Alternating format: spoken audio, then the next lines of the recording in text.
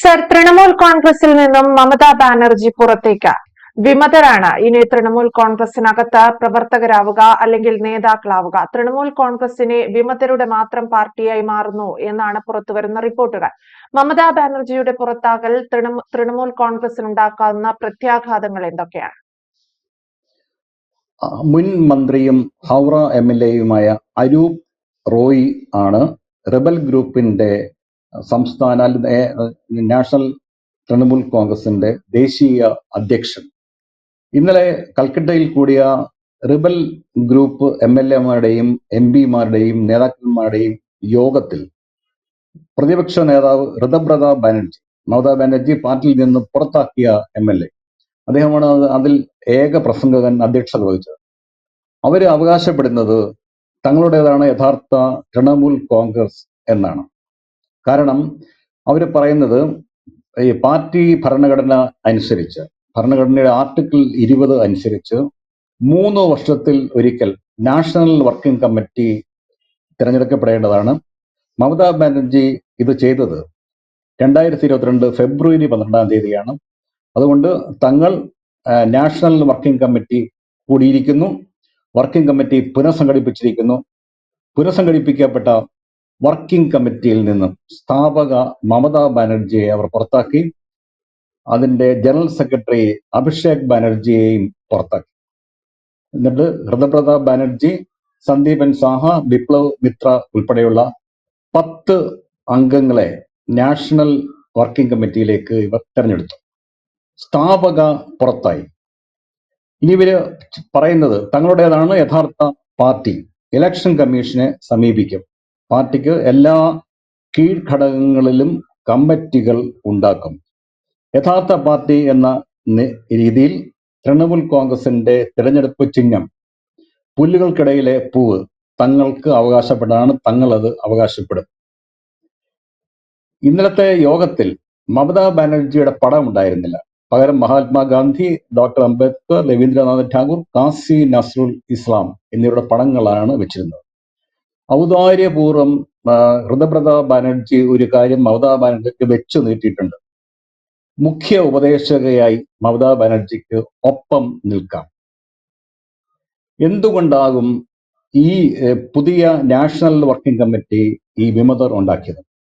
നേരത്തെ നമ്മൾ 2-3 പ്രാവശ്യം ഈ പരിപാടിയിൽ ഭരണഘടനയുടെ 10ാം ഷെഡ്യൂളിൽ ഉൾപ്പെടുത്തിയിട്ടുള്ള 1985 കൂറുമാറ്റ നിരോധന നിയമത്തിലെ വ്യവസ്ഥകളെ കുറിച്ച് പറഞ്ഞിരുന്നു. ലോക്സഭയിലെ 22 MP-മാരിൽ 20 പേർ തങ്ങൾ NCPI എന്ന ഒരു പ്രാദേശിക പാർട്ടിയിൽ ലയിച്ചു എന്ന് കത്ത് നൽകി, ലോക്സഭാ സ്പീക്കർക്ക് കത്ത് നൽകിയിരിക്കുന്ന സമയമാണിത്. അതിനു മുമ്പ് ബംഗാളിലെ MLA-മാരിൽ ഭൂരിപക്ഷവും ഋതബ്രത ബാനർജിയെ നേതാവായി തിരഞ്ഞെടുത്തു. ആ തീരുമാനം സ്പീക്കർ അംഗീകരിക്കുകയും അവരെ ഒരു പ്രത്യേക ബ്ലോക്കാക്കി ഇരുത്തുകയും ചെയ്തു. ഈ 2 നടപടികളും, ബംഗാൾ നിയമസഭാ സ്പീക്കറുടെ നടപടി, ലോക്സഭാ സ്പീക്കറിനെ എടുക്കാൻ പോകുന്ന നടപടി മിക്കവാറും അവർക്ക് അനുകൂലമായിരിക്കും. കാര്യം 3-2-ലധികം MLA-മാരും 3-2-ലധികം MP-മാരും റിബൽ പക്ഷത്താണ്. പക്ഷെ ഒരു പാർട്ടിയിൽ നിന്ന് മറ്റൊരു പാർട്ടിയിലേക്ക് ലയിക്കണമെങ്കിൽ പാർട്ടിയാണ് തീരുമാനിക്കേണ്ടത്. അല്ലാതെ ബംഗാൾ നിയമസഭയിലെ തൃണമൂൽ കോൺഗ്രസ് MLA-മാരോ ലോക്സഭയിലെ, അത് 28 അംഗ ലോക്സഭാ കക്ഷിയിലെ 28 പേർ തീരുമാനിച്ചാൽ പോലും ഞാൻ ഈ പറഞ്ഞ നിയമം അനുസരിച്ച് ലയിക്കാൻ പറ്റില്ല. അതിന് ഒറിജിനൽ പാർട്ടി, അതായത് തൃണമൂൽ കോൺഗ്രസ് പാർട്ടിയാണ് തീരുമാനം എടുക്കേണ്ടത്. ആ തീരുമാനത്തെ 3-2 അംഗങ്ങൾ അംഗീകരിച്ചാൽ മാത്രമേ, അങ്ങനെ ട്വിൻ കണ്ടീഷൻസ് ആണല്ലോ, രണ്ടാമത്തെ കണ്ടീഷൻ മാത്രം പാലിക്കപ്പെട്ടു കഴിഞ്ഞാൽ അത് നിയമപരമായി നിലനിൽക്കില്ല. നിയമസഭയിലെ അസംബ്ലി സ്പീക്കറും ഒരുപക്ഷെ ലോക്സഭാ സ്പീക്കറും അത് അംഗീകരിച്ചാൽ തന്നെ അത് കോടതിയിൽ ചോദ്യം ചെയ്യപ്പെടും. അങ്ങനെയുള്ള 2-3 കേസുകൾ സുപ്രീം കോടതിയിൽ തീർപ്പാകാൻ ഇപ്പോഴുണ്ട്. അത് 2 ടേമിലായി കോൺഗ്രസിൽ നിന്ന് BJP-യിലേക്ക് കാലുമാറിയ പിന്നെ ഗോവയിലെ MLA-മാരുടെ കാലുമാറ്റം അംഗീകരിച്ചുകൊണ്ടുള്ള സ്പീക്കറുടെ നടപടി, അത് ശരിവെച്ചുകൊണ്ടുള്ള ഹൈക്കോടതി വിധി അതിനെതിരായി സുപ്രീം കോടതിയിൽ ഉണ്ട്. പിന്നെ ഉദ്ധവ് താക്കറെ പക്ഷവും ലോക്നാഥ് ഷിൻഡെ പക്ഷവും 2022 ജൂണിൽ വലിയ പിളർപ്പ് പാർട്ടിയിലുണ്ടായി. 2 കക്ഷികളും തമ്മിൽ വലിയ രണ്ട് ഭാഗങ്ങളായി തിരിഞ്ഞ ശിവസേനയിലെ MLA-മാർ തമ്മിൽ വലിയ പ്രശ്നമുണ്ടായി. അവസാനം യഥാർത്ഥ ശിവസേനയായി വിഘടിച്ചുപോയ ലോക്നാഥ് ഷിൻഡെ പക്ഷത്തെ ഇലക്ഷൻ കമ്മീഷൻ അംഗീകരിക്കുകയും പാർട്ടിയുടെ അമ്പും വില്ലും ചിഹ്നം അവർക്ക് നൽകുകയും അവരെ യഥാർത്ഥ പാർട്ടിയായി അംഗീകരിക്കുകയും ചെയ്തു ഇലക്ഷൻ കമ്മീഷൻ. ഉദ്ധവ് താക്കറെ പക്ഷത്തിന് UTB എന്ന ശിവസേന UTB എന്ന വിശേഷണം നൽകി. ആ പക്ഷത്തുണ്ടായിരുന്ന 9 MP-മാരിൽ 6 പേരും ഈ മറുപക്ഷത്തേക്ക് ലോക്നാഥ് ഷിൻഡെ പക്ഷത്തേക്ക് പോയ ദിവസം തന്നെയാണ് ഈ കൽക്കട്ടയിൽ നിന്നും നമ്മൾ ഈ വാർത്ത കേൾക്കുന്നത്. അപ്പൊ ശിവസേനയിലെ ആ പിളർപ്പ് സംബന്ധിച്ച് ഉദ്ധവ് താക്കറെ പക്ഷം നൽകിയ ഹർജിയും സുപ്രീം കോടതിയിൽ ഇപ്പോൾ വിധി തീർപ്പിനായി വാദം നടന്നുകൊണ്ടിരിക്കുകയാണ്. അന്ന് ഇലക്ഷൻ കമ്മീഷൻ ഈ ഞാൻ നേരത്തെ പറഞ്ഞ ഭരണഘടനയുടെ 10ാം ഷെഡ്യൂളിൽ ഉൾപ്പെടുത്തിയിട്ടുള്ള കൂറുമാറ്റ നിരോധന നിയമത്തിൽ പെടാത്ത ഒരു വ്യവസ്ഥ അനുസരിച്ചാണ് കൂടുതൽ അംഗങ്ങൾ ഉണ്ട് എന്ന് കണ്ടെത്തിയ ഏക്നാഥ് ഷിൻഡെ പക്ഷത്തെ യഥാർത്ഥ പാർട്ടിയായി അംഗീകരിച്ചത്. പാർലമെന്ററി പാർട്ടിയിലും നിയമസഭാ പാർട്ടിയിലുമുള്ള ഭൂരിപക്ഷം അംഗങ്ങളുടെ കണക്കെടുത്താണ് ഏക്നാഥ് ഷിൻഡെ പക്ഷത്തെ യഥാർത്ഥ ശിവസേനയായി ഇലക്ഷൻ കമ്മീഷൻ അംഗീകരിച്ചത്.